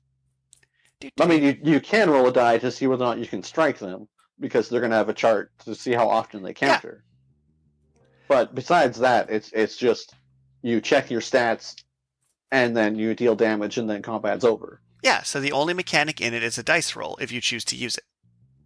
Right. And like I said, if against monsters, because the players versus monsters, I don't want to be an involved, lengthy process. I just want it to be boom, done. Players versus players resolved using rock, paper, scissors. So it's like, you want to attack a town, then the owner of that town will defend with rock, paper, scissors. You want to attack a player, that player will defend with rock, paper, scissors, because I want it to be more involved than player versus monster combat. Because player versus monster combat is not the star of the game. But to follow that up a bit, if player versus monster combat is less involved than player versus player, and is not the star of the game, it does also make up the bulk of the game. So, to give an example for Pokemon, as I've been watching a YouTuber do his legacy mods of his Pokemon games to try and make them run smoother and cleaner. People like to think, when they talk about Pokemon, outside the game itself. So a lot of times they'll look at Pokemon and be like, how can we balance this for post-game PvP? Which Pokemon are the best compared to all of them? But that's not actually how the game feels when you're playing it. For example, let's take, I'm going to say Sandslash. Sandslash is a bad Pokemon outside of its context. Right. But you get Sandslash around the time you fight an electric gym. Right. Where it's very good. So you can bring it with you for that chunk of your journey, which means even though its stats on paper are low, you can actually, to you, it'd feel like a good Pokemon. Right. So what makes a Pokemon actually good is how many battles throughout the course of the game it helps you with. Because Mewtwo's actually useless because you never use it in Pokemon. Where Charmander is amazing because you use it throughout the entire game. Right. So if this game, you rock, paper, scissors for player versus player. For stealing towns. For event cards that are dramatic. For setting up a hot spring. For whatever things you decide to put your rock, paper, scissors icon on. By not using it in some streamlined way for the monsters, the most common thing you do, it makes the monster part an outlier. My proposal is 2 ways. First, to make a quick monster battle, all you're doing is you're flipping over the top rock, paper, scissors card. So, instead of choosing physical, or like, If you choose you choose physical or magical, and then you flip over a card to see what the monster does, or something, just to keep those cards as a factor. Even if your rock, paper, scissors cards are numbered 1, 2, 3, 4, and it's like you attack, and then they flip over if you choose to strike. If they flip over a card above, you fail. But the fact that you're introducing a dice makes me as a game designer want to switch out all the rock, paper, scissors with various dice. Because that is the most common thing they're doing, is they've learned to play this game through fighting generic monsters. That this is a game where you can try and double your damage by rolling above the thing's challenge rating. Right.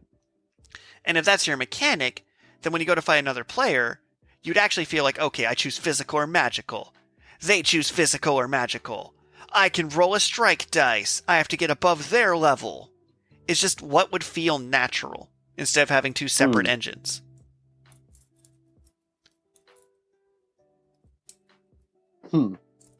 So what I would think about doing is, how can I, if my main mechanic is have each person holds 4 cards in their hand, or it's literally flip the top card of the deck, or it's the set then flip, how can we make the set then flip the most satisfying for fighting monsters? So here'd be my proposal. Well, see, because my problem is that the monsters are fixed. Do you want to hear my proposal? Or do you want to shoot down my criticism? You can. What's your proposal? So here's what you could do. What if you lock in your choice? When you want to fight a monster, you lock in your choice of rock, paper, scissors, other. Your item cards are corresponded to those rock, paper, scissors, other. So you're locking in your physical, magical, what have you. Before even seeing the monster, you flip over the monster card. The monster would take damage based on what you locked in. So the monster would be written on it how much damage it takes from rock, paper, scissors, other. So what you're doing is, I'm going to fight this place. And especially if the places, because we have this advantage in regular Dokapon. If the monster decks are literally each section of the board or stars have different monsters and you start getting a feel for it, I'm going to rock down rock, because there's a lot of wizards in this wizard cave. The wizard, when it gets flipped over, I flip my locked card gets flipped over. It's just the wizard just gets flipped over. I then get to beat the wizard. Or if you make the monsters two-sided, like you made the towns, then you actually get to see what monster's on top of the deck, but you don't know what it flips over into. So if you had 4 vampires in the monster deck, for example, identical vampire cards, and the only thing different is when you flip them over, it says if they counter on rock, paper, or scissors. You can lock in your card. I see there's a vampire at the top of the deck. I'm going to fight the vampire. I lock down my card. Vampire flips. I flip. Vampires are more likely to be weak to physical. I just know this from flavor. So there's actually more vampires that are weak to rock than there are weak to the other elements in the deck. So we as the designers could stack it, as it were, where, for example, swordsman monsters, we just make more likely to be weak to rock on their reverse side. So it becomes you lock, you put in their card, you flip the two-sided monster card, you flip the character card to see who wins. And all the numbers are just printed right on the cards. That's my proposal. Because as it stands right now, it's like, you compare your stat to the monster stat to deal an extra damage. If your speed is greater, you do additional damage. You may attempt to double your damage with a strike, if you roll rest on the counter. But to more closely emulate the source material, I feel like you would have a weapon, a spell, and you already have these in front of you in the other rules. You'd have those 4 things in front of you that say what each your rock, paper, scissor, other does. And you just have the two-sided monster where you lock in the monster. You flip, and it just says what beats what. So, as the title suggests, I call this Simplified Dokapon Kingdom. Because in classic Dokapon Kingdom, the magic stat is not like the magic stat is your magic defense and your magic offense, but there's no gear to increase your magic stat. So you can only increase your magic stat through leveling. There's some gear that increases your magic stat. There's weapons that increase it. Very few. And they don't increase it as much as they increase the physical stat. So it's even more weighted away from magic, Well, the and so reason it's like trying to have magic weapons and physical weapons, and like it felt like it was unnecessarily complicated, and so I just pared it down to the three, where both are your physical is your physical defense and your magic defense and your attack. Magic is your magic of defense and your magic attack, and then speed just does a variety of other things. okay, because when we look at these mechanics, so in the original, magic did two things. It was your combat Mhm. magic and your field magic. Right. And your magic defense in the field was your evasion, your odds of being hit by it. So your speed was functionally your magic defense out of battle, and your defense was your magic defense in battle, plus your magic guard ability. Right. So, Right. looking at this player versus monster combat, how you have it set up right now is written. You have your monster stats, you deal your level damage to it. If your physical or magical's higher, you'll deal extra. If your speed's higher, you deal extra, and you can try and double it with a strike. Right. Do you lock in physical or magical before you see the monster? Well, I mean, classic Dokapon. No, in your game as written. Do you lock in physical or magical? Not before you see the monster. So you would always pick the one you're higher at. Well, for fighting monsters, yes, most likely. So that's where it gets kind of finicky is, it's not simplified if you have to check each number against the card's number, then make a choice, then attempt to double it, then resolve the damage. Like, the way this is set up is just a straight up different mechanic than how you fight against another player. And it may be slightly quicker because you have you also have both players rolling a dice to decide who goes first for determining attacking player. Right. Then you have because the player versus monster combat, the damage is resolved based on your speed. So again, if you're faster than them, you'll hit them first and can potentially kill them.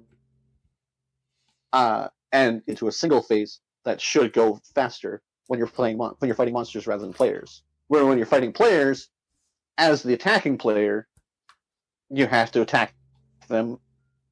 And so I think I'd simplify the monsters even further then. So here's an even way to simplify the monsters more. When you fight a monster, they have three numbers. Physical, magical, speed. You have your numbers of physical, magical, speed as well.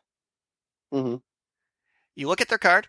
For each number you have higher than them, they take a damage. For each number you have lower, you take a damage.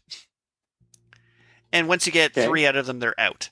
But it's weird because it's like because the thing is, monster fights. Do you want monster fights to be resolved instantly? Do you want each fight to do you want someone's entire turn to be them continuing a fight? Or do you want a fight to just instant resolve in one phase?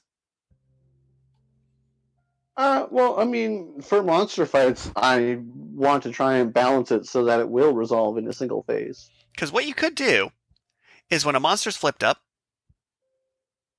you simply take a damage for each stat you have lower than it out of the 3. And the monster always dies. So if you flip up a vampire and you have more physical than it, you take 1 less damage. So if you lose to physical, you take a damage. You lose at speed, you take a damage. You lose at magical, you take a damage. The monster always dies. If you do it that way, every fight will always last 1 phase. So if I throw up a kobold who has 1 physical, 0 magic, 0 speed, it beats you in physical, and then you beat it at the other 2, you take 1 damage, it's gone. That is the cleanest way I could do this. And then striking in that version would be that, so you take 1 point of damage for each thing you're weaker than it. If you strike, you flip a coin, roll a dice, what have you, and you either take the guaranteed 3 damage or nothing. So if you have something that beats you at all three, you can try and strike, and you either take 6 damage, or you kill it and take no damage. See, and I was thinking to resolve the strike through a rock, paper, scissors type mechanic, except that there's no way to a higher level monster should counter more. Mm-hmm.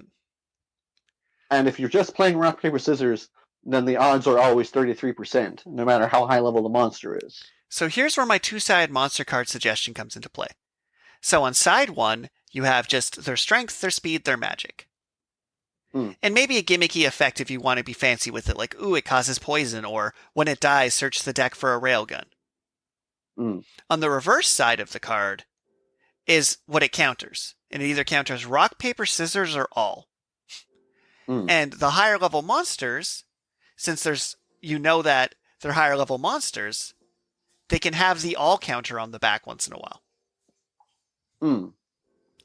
So if the countering mechanic is literally just rock, paper, scissoring the monster, if you have 4 vampires, and it says on the vampire the odds like 1 in 4 chance of insta counter, it says it on the front, and then you flip it, if it says insta counter, you got insta countered.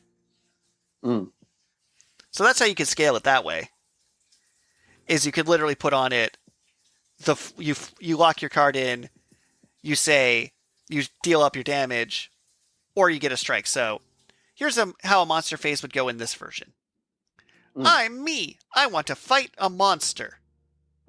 Okay, shuffle the monster deck. Top card is a kobold. Uh-oh, I'm pretty weak. That kobold would do 2 damage to me. I'm going to strike the kobold. I put my card face down.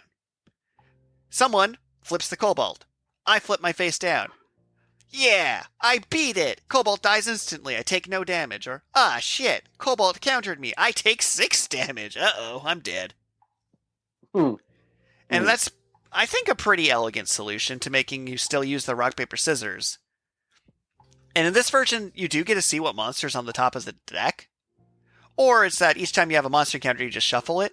Because you're taking advantage of it being 2-sided, so you just flip the monster to see what it counters. Right. And that way, like, Rico Jr., for example, would literally warn on the front of the card, can auto-counter, and then it flips over, it just says, counters you. Or, like, it might be a wizard, it might say, warning, can magic bounce, and then flips over and magic bounces you. Take damage equal to your magic card. So that gives you, like, the ability for monsters to react. But they only flip if you try and strike them. Right. Where the normal fight is just, you take 0 to 3 damage based on how many things you beat them at.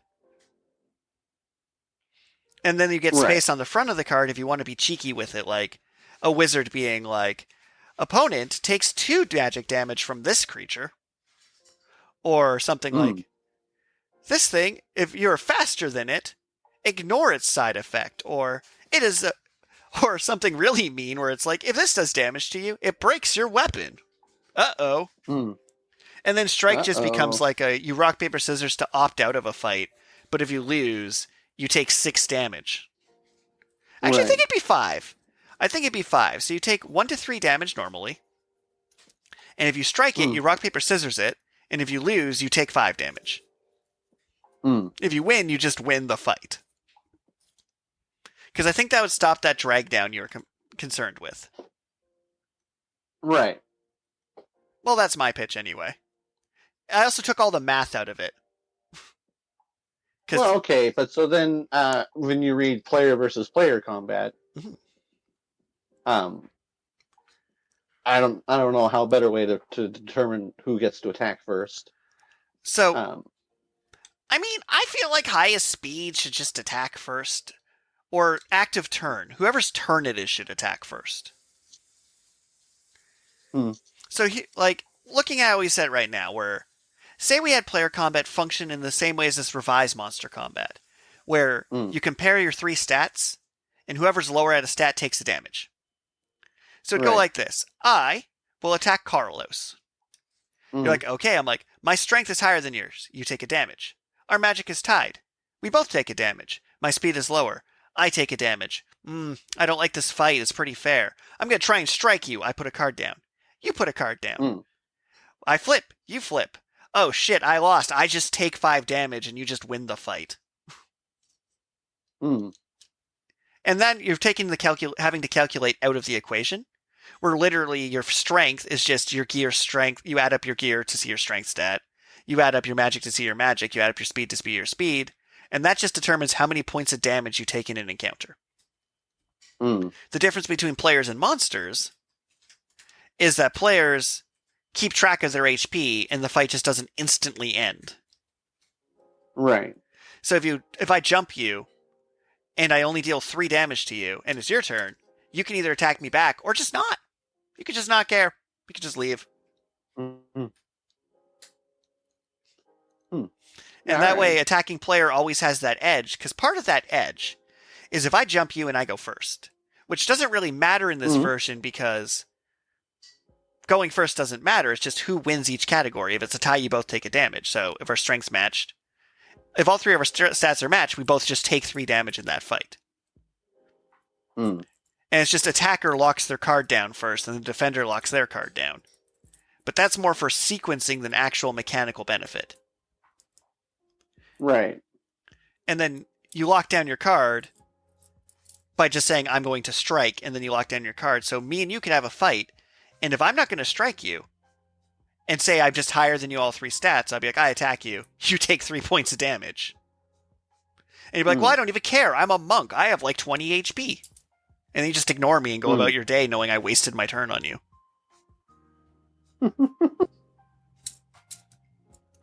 So that's my proposal.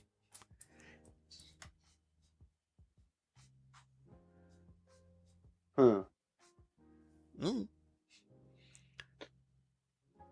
We have like 15 more minutes if there's other aspects you'd like to go into. No, I mean, not really.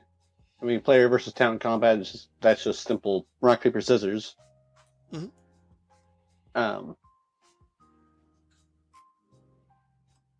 But I see your point about needing to add rock, paper, scissors to the player versus monster combat to keep the mechanics consistent. And like I said, my big revision to the combat system is monsters don't have HP. You're literally just calculating how much damage you take. Where each stat you're lower than it and you take a damage. And paralleling that change to the player combat as well. And that way, like, your stats, like, you as a player are kind of like adding up what your strength is by combining your weapon, your class, what have you. And then your strength, magic, and speed are literally just how many hit points of damage you take when taking an action. And then turn order no longer becomes a factor. It's just simply the player attacking decides if they want to strike.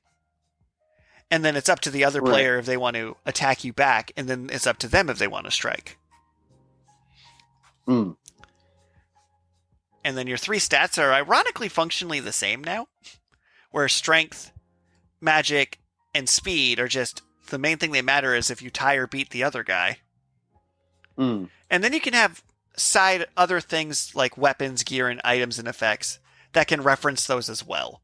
Like, if you wanted to implement field magic with this version of the game, it is much more implementable, because field magic becomes choose a target, they take damage equal to your magic stat minus their speed stat, or minus their magic stat. So you can just compare those 2 numbers on a field magic. Right. But those are my thoughts on the rules. I think you have a pretty solid foundation going. After adjusting that combat a bit to make it that each player keeps 4 cards in their hand, the rest of the cards are in front of them on the board. Those 4 cards are used for rock, paper, scissoring. Setting up your demo board. You probably don't actually need all 7 zones for your demo board and all your different star ratings. Right. But having your demo board, testing out the fights, and giving this a go. But do you have any closing remarks on this extra special dev episode? I mean, not really. I hope I didn't destroy your confidence too much. No. Pulling my hair. Do we still have a random question? We do, because that's just a thing we do. I'm just trying to find them because I have a lot of tabs open for this discussion. Or I could end the episode with my Digimon World tangent. Yeah, what was your Digimon World tangent? So, while I was walking, enjoying the sun, sipping a nice iced coffee, I thought to myself, Digimon World for the PlayStation 1 is underrated. Mm. So, how that game works is each hour of game time, you can either fight, feed your Digimon, train at the gym, use a bathroom, do what you have to. Mm. After 3 in-game days passed, your Digimon evolved, but how it worked is it kind of calculated each condition you had, and the game basically flipped over the top card of the Digimon deck till you found one that's conditions you met, and you evolved into it. Okay. How fun would it be if we were to take Digital Dokapon, for example, where you pick your starting Digimon, you fight wild ones and you level it up, you get to use one item each turn followed by rolling a dice, and you had to actually feed them and water them, and then that determined what they evolved into when the clock went through. Mm. So after like 5 turns they evolved, after like 10 turns they evolved, and then when they hit the end of their lifespan and died, players would start falling out of sync, so it'd be like, oh, Karl's going to fight the boss with his ultimate, and mine just died, so now I need to start training it up and doing other stuff in the game. And that game functioned literally by you would go find wild Digimon to join your village that gave you certain numbers of prosperity points and added new mechanics in. So, like, instead of clearing a town from a monster, you'd go get Leomon to join the village and give you 3 victory points. And the person at the end of the game who, like, defeats Machinedramon, the game ends and you tally out who helped the village most. And the big changes it adds to Dokapon, which would still be based on the rock, paper, scissors system, is that you'd have a passive ability based on your creature, kind of like how Fighter got extra strength, Wizard got double casting. They would evolve up, and based on how you spent the stats, it changed what they evolve into, and then they die and reset. So that way, when you cap out, you're still limited by time, so you only get to be strong enough to beat the game for so long. I just thought it'd be fun. Not actual suggestions, just a very lengthy monologue about I'm like, oh, I'll just take Dokapon Kingdom and add in Digimon World's nonsense setting and game mechanics to be like, oh, that awkward moment where you need to go defeat the Demon Lord, but you have to use the restroom, and if you don't make it to the restroom, it'll devolve into a sentient yellow sludge monster. So Karl beat me to defeating the Demon Lord because I had to stop at the restroom. It's just a funny mechanic. That is pretty funny. Because I'd be taking the PSX Digimon World game, which was delightful, and turning to a 4-player board game with using Dokapon to bridge it. But here is our random question. Ooh. Are you the youngest, middle, or oldest child, and how has that shaped you? Damn, someone's being heavy. They must have heard us talking about your various siblings. Well, okay. I mean, I am the youngest child, and because I have 4 older siblings, and I was fairly self-sufficient, I feel like I didn't create strong bonds with a lot of people in my life when I was younger, because I would just play by myself, and then my parents would be like, oh yeah, he's fine, he's just playing by himself. Inventing card games on the back of napkins. Oh, when I was younger, I used to like to record cassettes. You take like legitimate cassettes, and then you tape over the little don't record hole thing. Yep. So you can put it in the recorder and record on it, and then you record my own radio shows. Nice. I respect that, and it kind of makes sense given what we're doing right now. I guess What's your answer? Well, I'm the youngest, and I feel like I give off that energy so overtly that by just listening to me talk, it's like, yeah, he probably has a quiet, stoic older brother. It just feels obvious given my overall ambiance. I have less of the isolation syndrome because it was like me and my brother were a duo, and I became my brother's problem for his entire life because our ages are close enough together that my mom just kind of pawned that off on him. Right. And it worked out great for me and hasn't at all affected me in my adult life.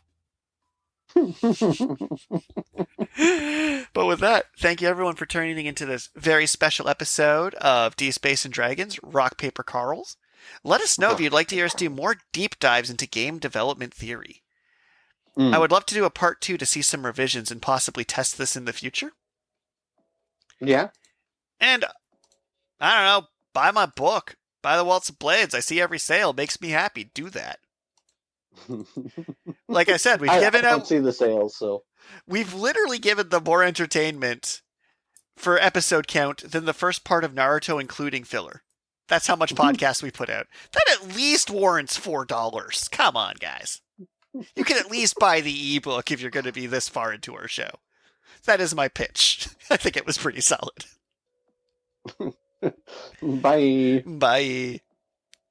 I hope I wasn't too harsh on your game. You have a lot of really solid ideas in there, which is why I hyper-focused on the roll a dice here. And I'm like, why have ties? Just calculate damage instantly. We can do this. Maths. But yeah, it definitely works better as a Dokapon rather than just as a rock, paper, scissors standalone game engine.